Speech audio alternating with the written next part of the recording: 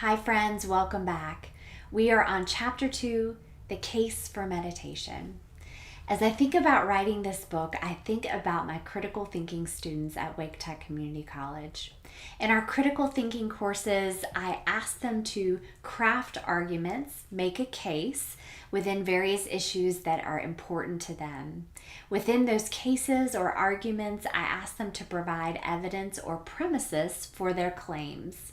Premises are just fancy words for reasons, evidence, support for your particular argument. This chapter is all about those reasons. I knew that if I was going to sustain a meditation practice, I needed to know why I was going to do it. Why was it important to Christianity? What did meditation look like in our cultural imagination? What does it look like inside the Christian community? And so this chapter is all about digging into the evidence, the claim, and the support for Christian meditation. In our cultural imagination, we think about meditation as being yogis on a mountaintop, practicing yoga for hours on end, perfectly meditating, being able to sit still for hours at a time with no outside thoughts rushing into our mind.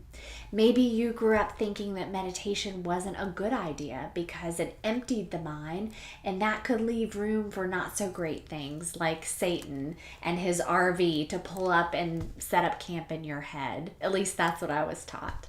But in this chapter, I actually go back to scripture, look at Jesus, look at language, Hebrew and Greek and Latin, and discover that there is actually a pretty hefty case for meditation in the Christian tradition.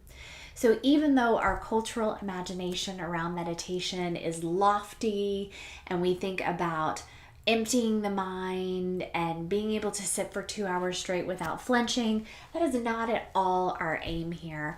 Our aim here is to think about what we have before us in our Christian history, our theology, and scripture that encourages us, urges us to fix our attention on God.